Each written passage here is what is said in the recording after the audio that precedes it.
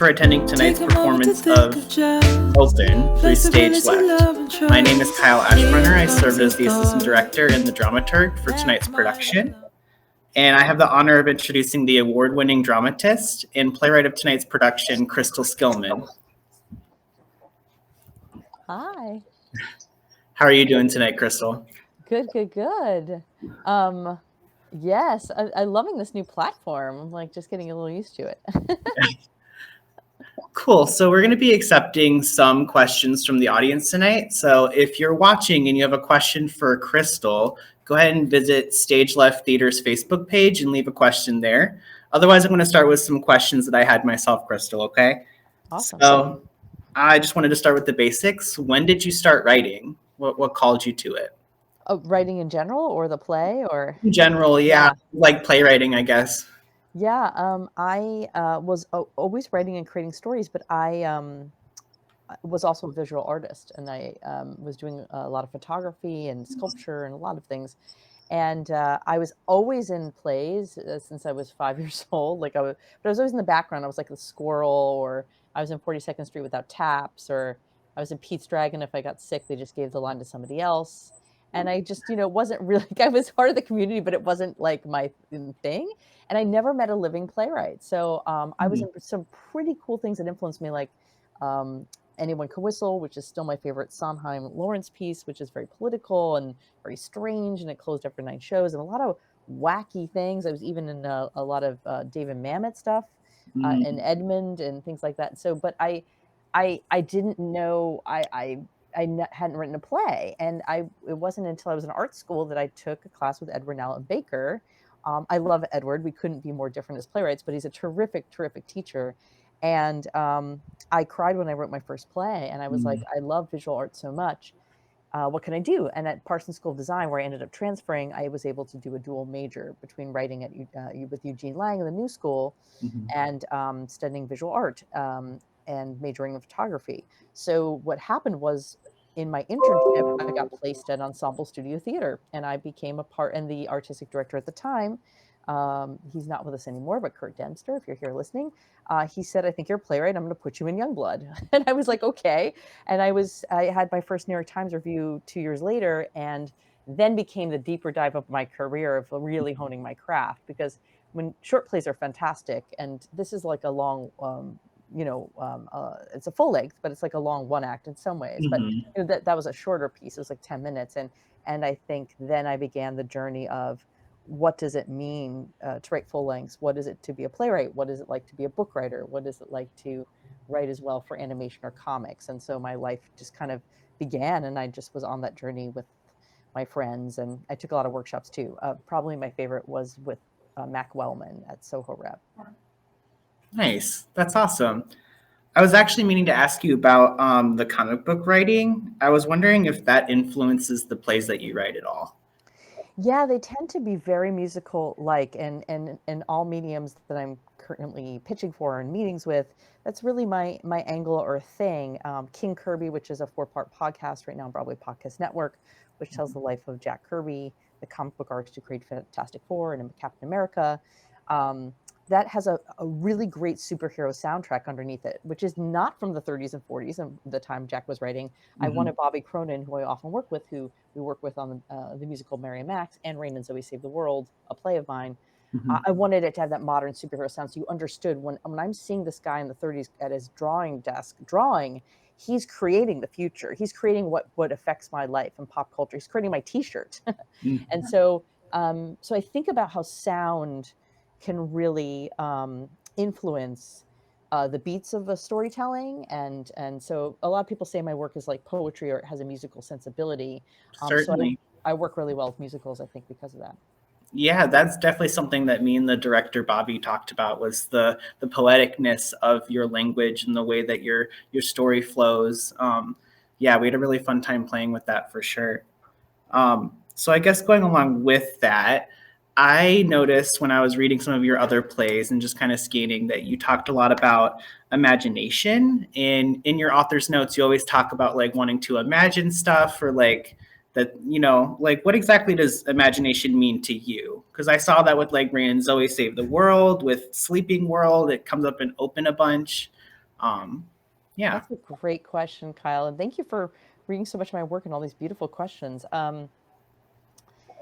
I I think it goes back to the stakes of life and our purpose and why we're here, and drive and passion and creativity. And I open is a lot of me struggling with, people don't leave us, but they're here. And what does that mean? And so to come back to why the imagination, it's yours. You have your imagination, I have mine, and the best is when we can articulate in a way that we can see the world together and we can walk through it together. And we can see it differently, absolutely, but we can walk through it together. And I think the imagination is what binds us and what allows us to connect. I believe that when we just talk on the surface political, it's difficult. I feel like when we say as if or a simile, or we bring in an imaginative fictional quality to it, we connect and we understand and we change. So I'm really interested in how fiction can change reality. Mm. And but also there's the harsh reality of reality coming in.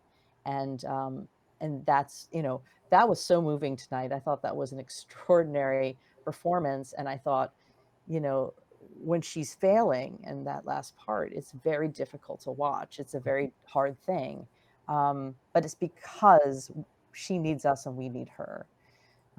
So we're starting to imagine with her. So I just think if we can collective imagine in any medium, whether you're listening to something on a podcast, a television, I still will say that the strongest way to connect with an audience is still live theater.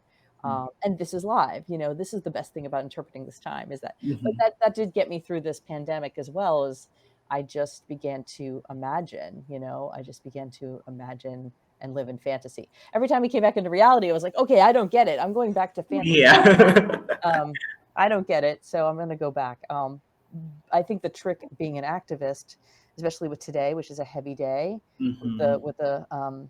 with the with the injustice that happened today, and Yeah. so we then have to ride that balance of not hiding in fantasy, not using escapism to not be an activist, but we also need to go back to the well for strength to come back for the fight. That's fair. Yeah, you have to balance it. We were actually talking about that pre-show today with our performer, and we were talking about how in open, she talks about like Jenny talks about progress and keeping up with that and stuff. Uh, I just wonder, like, has the pandemic and anything of the last like year or two kind of changed your perception? Because I know Open was written in 2019, correct, or 2018? Yeah, well, actually, it was being workshopped and honed, and in a lot of the ways was written after right around Trump was getting elected and getting Mm-hmm. elected, and we were hearing the sort of things we were hearing, um, living through the things we're living through. Um, but the magician came and spoke to me, and it was very. Oh, I might have frozen for you for a second, but it was very, very specific.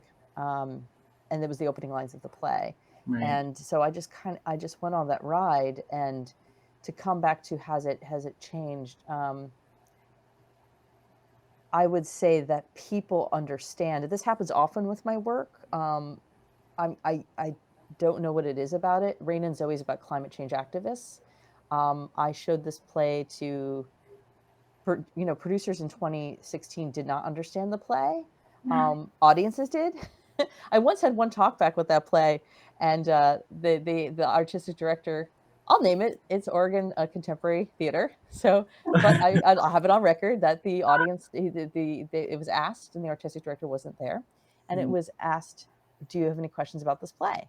And an audience member who's older stood up and said, "Yeah, when are you going to do it?" So I've never had a problem with my audience and my fan base and the people I'm talking to, connecting with. It's a lot we're talking about with theater in general, but Mhm. I think that I'm writing ahead of the times a bit. So to come back to open, there's just this play helps you deal with loss and grieving. And this is something we're seeing a lot of theaters investigate with. This is why there is Kristen does live on. It's called The Magician's Magician, and it's a podcast coming out, and it's about Kristen after this play. And we, the producers of this, really love the play and really were like, let's make something that helps put to use this grief. And so I just think there's something that really connects us to the play. Do I feel differently? Have we moved on? I think we're at a really frightening time. America is probably at the scariest it's been. But the problem, there's so many problems with America, I shouldn't get into it. But that's another talk back. But Yeah. there is also, we need to look internationally. We need to be connected internationally. We need to work internationally, together on many things. But unfortunately, we have a far right fascist kind of movement. And so I wish I had better news. I think we have some great opportunities to do great work, and I believe we will. And I think, what you hear in the rhetoric, it's not the same. There's a lot of hope. I believe that Jenny is right.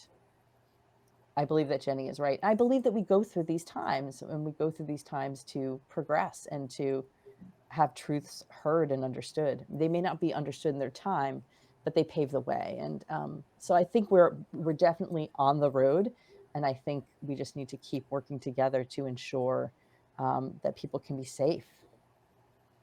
Absolutely. Absolutely. I totally agree. Yeah, I think that hope kind of helps plant the seed. So even if like it's not being received in the time, you can kind of move on. We can grow from there. So I guess, do we have any questions from the audience yet? Not quite yet. Okay. Sure. What's your question, Bobby? Can you ask her when, so the magician spoke to her right away, when did she know she was going to have these magic tricks shown and not shown? Okay. Did you hear any of that, Crystal? Yeah. Hi, Bobby. Hi. Great work. Thank you. I loved it. It was fantastic. It was a wonderful for you all, the whole team, and that performance was unbelievable. Yeah, the magic was always unseen from the concept. I in the writing, she spoke, and then the magic tricks weren't there. I was like, this is amazing. Like, this is so interesting. And I did panic. We did one workshop with the original team that ended up doing it in New York, and I kind of had a panic. I heard from someone like, this happens often with writers. You get a thought, and you have to be open. You really do to and then you have to weigh and maybe even try something and it doesn't work. And I kept hearing like, well, we do see the magic. Maybe it would be more interesting. Maybe it'd be a happier experience or something like that. And so I was starting, but I had forgotten. I had sent the draft to my friend Scott Hitchcock, who is a magician in Vegas. He and I went to high school together. And so I said, hey, take a look at this. Like, am I onto something here? And so I started putting the magic into the show, like you saw the flowers, and I was like, I don't think this is good, because I remember reading it and I was like, it seems like a little clowny, it seems a little farcical. And I was in the middle of that, and then my Scott Hitchcock. Oh, did I blip out? I think it was me. Yeah. I think we're good. You're back, Kyle. It was magic. It was magic. But Kyle, the Scott Hitchcock called me up and was like, I'm weeping. And I said, oh my God, and he goes, this is incredible. And I said, well, I was thinking about putting the magic back in. And he said, don't you dare put the magic back in. And I was like, well, if a magician tells you not to put in the magic, I think you have to listen. And I did, even in production in New York, we did a lot of labs where we tried different techniques, and we really found that the point is to engage with the audience, and you must, there's no way to get around it. This audience has to work a bit, Yeah. but we have yet to have anyone, be upset with that. I've talked about that a little bit, that there's two audiences that sit down in those chairs, perhaps sometimes side by side. One is, oh my God, she's talking to me. What's happening? I thought this was like a serious play. And then the other person is like, oh, she's talking to me. This is going to be fun. And then they shift halfway, and then they're like, oh, but they're invested. And it's Jenny, and it's how she's speaking to us as if we can help Jenny, and we grow attached to Jenny. Sometimes we almost feel like Jenny. And because of that, the audience is on board. So it's really an amazing thing. So I've every single time I've seen this done in the third act, I've seen such investment. It's really cool. It's a fun show to watch the audience. Actually, it's a fun show to watch the audience. I bet. Yeah, we were talking about how we were sad that we weren't able to see that with it being virtual. Like, we're sure they're there, they're connecting with us, but it would have been really fun to see. I think it's been really cool to have the virtual be able to reach people in a time, again, where there's so much that's difficult to talk about, and we're dealing with our own things, and perhaps personal loss. We've all maybe lost someone or two or more in the past year. Yeah. So, yeah. Yeah, it certainly gives people watching at home a safe space to kind of live with whatever they're feeling once the show's over, So I do appreciate that. I think that's a highlight of it being virtual. So I guess I want to ask one more question before we go. You talked a little bit about the magician's magician, but Kristen's path to healing is outlined at the end of Open, and it's kind of advertised to develop further in the magician's magician. What inspired you to explore her story further, and how exactly did that go? There was something that this happened after Open had opened in New York. I got a business card, was left for me. She's back in town. We're gonna do lunch. Sarah Krasin, I talk about you so much. Sarah Krasin is the head of the Society of Magicians.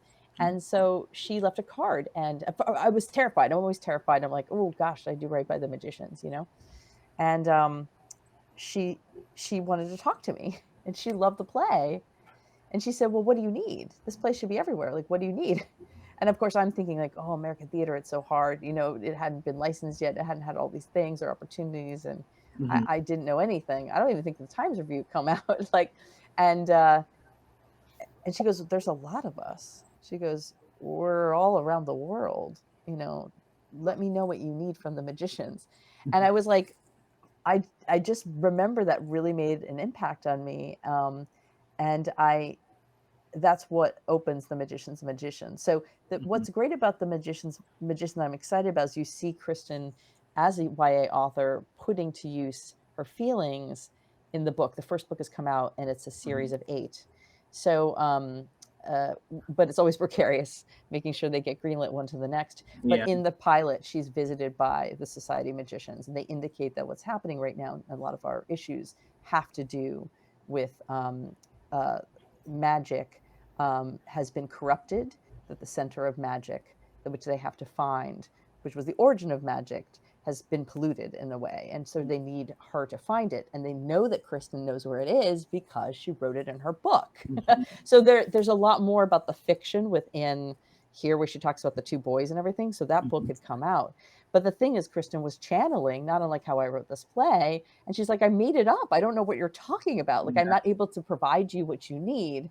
And then she ends up securing for them this magical element called a donum, which is kind of like a seed potty like thing, and the adventure goes from there. It breaks off into a dual protagonist structure because the other main character is Echo, who's totally new to this universe, and Echo is the super fan. And so what's great is Kristen, not unlike me, doesn't remember everything about what she wrote, but Echo does. Echo knows everything, and she knows all the geek maps, and she knows where everything is in that world. So you get to explore, because each world I make, I usually have a fictional world. Geek and the cosplayers cosplay from a fictional anime I made up. And so in this case, that book is pretty detailed already that she's writing. So I know that book and series. And so one of the fascinating things is about that. And I think as the series goes on, one of the most powerful things is she realizes what's fueling this magic and being all upset in the world, and this abilities that she's growing and having is her feelings for Jenny. And so she believes she can see Jenny again if she does what the magicians say. So there's this really, there's body horror even, because she wakes up with an eye in her hand. So all the magical element here, this is real magic, even though you don't see it. So that's this reality. But in the podcast, she actually is discovering how writing is magic in a way, and a great responsibility. So it has like a very interesting world between the literary and actual magic. It's a really fun world to play, and they're half-hour episodes. So we're going to we're in development, and we got to pitch to some great places that may come aboard to help expand. But it's going to come out. It's just becoming a bigger and bigger project. So it looks like it's going to be recorded and coming out in next summer, like in June, as we're kind of securing talent and all of that. Yeah, it's been a wild, it's been incredible. And, you know, in terms of my imagination, I mean, open has really saved me in a lot of ways. And so when the pandemic happened, when I had this deal was the first thing that I worked out, because they loved open, Boom integrated, and we started talking, and then we made a deal, and then I started writing the episodes. So every time I was coming out in this unrest in our world, I was like, I'm going back in. I'm going back into this fantasy. But at least I felt like I was putting it to use. And there's a lot about activism and magic and writing in the piece. And so I feel like it's also does a lot of the things that the play is doing as well. So I feel like they speak to each other. Certainly. Yeah. That's super exciting. I'm really excited to dig into that. We actually do have a question from an audience member. Ooh, chat. Drew asks, is this your only solo performer play? And if so, how is that different to create from a normal play? That is an awesome question. That's an awesome question. You know, when the play started writing itself, it was The Magician. And so there didn't need to be someone else. I think a playwright, you know, sometimes it's circumstance. You get commissioned and, you know, there are variables, or you're like, I want to write a 1-person or 2-person play because you're, you know, but in this case, the play could only function conceptually with one person. Like that's just the way it went. Ooh, I got a little freezy. But I did think, oh gosh, well, solo plays aren't usually someone almost like a testimonial, like coming up and in different ways. Even Year of Magical Thinking, which is kind of a huge influence on the play in a lot of ways, and Fleabag. Well, Fleabag's a good example actually, because Fleabag uses her, but she performs it, so that's different than me. But it is a lot of fiction, right, in there. Like she's putting things of herself in there. So, but because I'm not the performer, because it's, you know, because there are elements of the imagination in there for the story, I thought it was unusual. And I just was like, okay, well, I'm writing a 1-person play. Like, how does that work? You know, I think it's hard to write. I would say for every performer, I've seen their process, and each one has a different process with memorizing and going through it. And it's incredible. It's incredible to watch these women or female identifying take this on. It's really extraordinary to me. I have to quite memorize. So whenever I'm pitching or talking, you know, I have a great personality, but I do have to practice a lot. I am not an actor. So I'm in awe of that. So in terms of the difference with workshopping for that question, you tend to overwrite. Every writer, I think, probably overwrites a bit. But in the case of the 1-person play, you really can't, because you've got a lot of poetry here. So you have to really go back. I found it very helpful to do workshops with a director and actor and hear back, we're losing the thread. And this is, I like to push it. That's my thing. It's always been my thing. Some critics always love the play. There might sometimes be a moment of like, there's a lot going on, or like, you know, hey, you know, it's like sometimes that she talks faster or something like that. But to me, I feel like make it simple, but push as much as you can, because it's dynamic and it's interesting. I don't overload it, but I guess I get bored by like naturalism. That's very like, this is so mean. It's just like, what I think naturalism is like, oh, I went fishing today. And I was like, oh, how many fish did you get? Oh, well, you know, I don't know about a relationship. But let's see what's on the stove. And, you know, like I find that so boring. Like I can't, like, I'm just like asleep. One of my favorite plays, and it's so wonderful with the statement, is Fairview. But one of the reasons is it says this is naturalism, and then it breaks it. So I really love that as well. But yes, I do like, I like layers. I like that. But I would say too, you know, if my team that understands me is like, we're losing the thread, this is not is powerful. You repeated yourself here. And certain sections always stay the same. The very beginning, I'm here. The section with you were never cautious, you never looked about you. That's us together. That was there pretty early on. So there were certain sections. The rope tricks came in later. So some tricks, the card tricks came easier. I knew there had to be card tricks.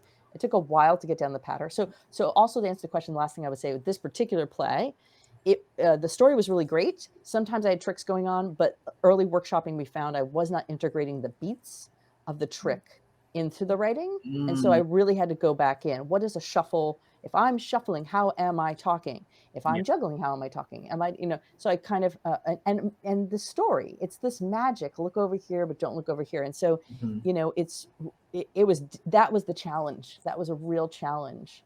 And it was really fun. It's really fun to do. That's awesome. Do we have any more questions, Bobby? It says someone's typing a comment, but it's been a while. Okay. Oh, you've got it. You've got it. Just give it. It's okay if there's a spelling mistake. Yeah. No one's going to see it. It's fine. all right. Okay, let me ask you one more question while we wait for this. It's long. It's going to be a lot. It's going to be 3 questions. Yeah, we'll be talking forever about it. Excellent. So you talked a little bit about geek earlier, but I want to dig into that a little bit more, about how like some of your characters seek refuge in other roles. So like the characters in Geek in their LARPing roles, and then Kristen in the Magician. What inspires your exploration of like taking refuge? I love when you can see. I love stories like this too. There's some great ones. I love it when you can see the person and their vulnerability, but you can see they're trying to be something that's a bit beyond them. So I've written about musicians as well, where there's a lot of posturing.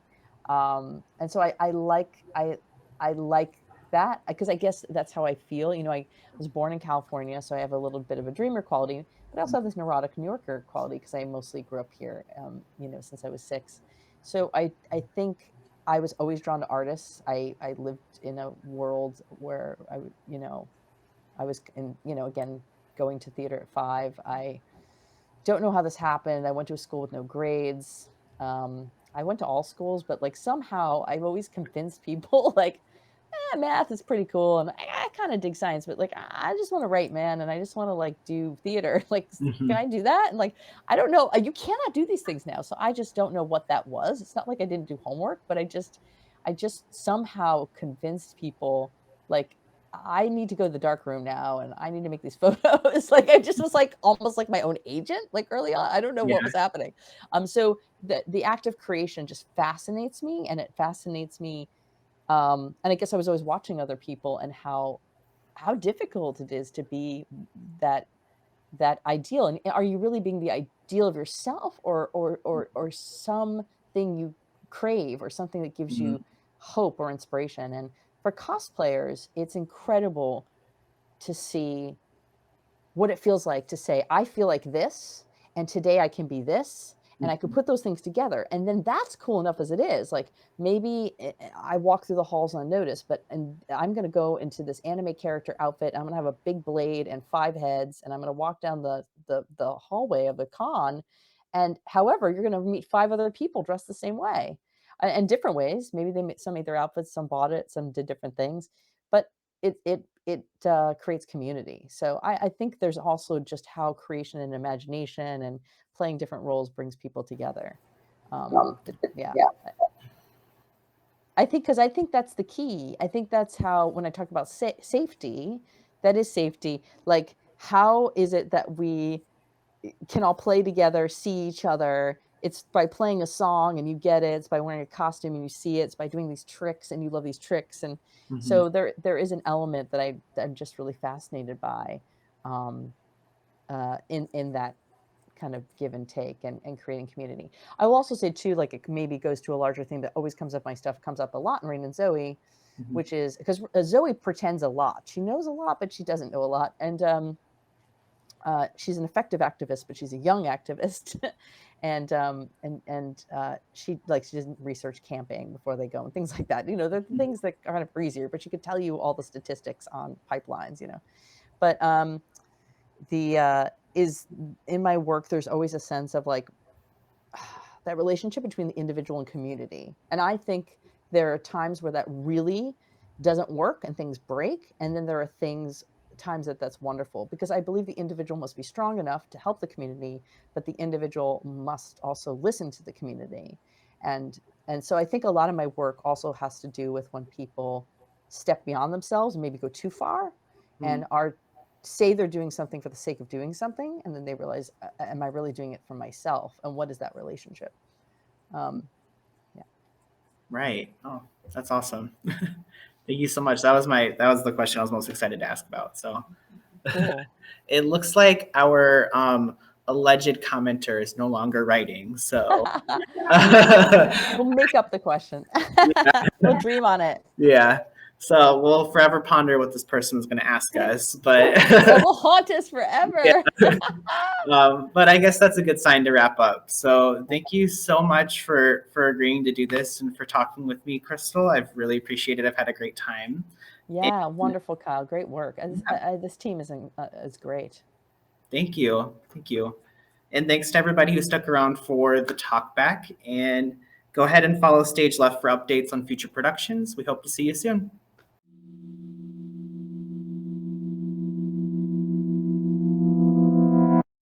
Take a moment to think of just flexibility, love, and trust.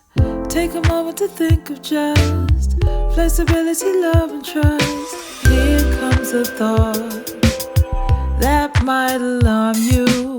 What someone said and how it harmed you. Something you did that felt to be charming.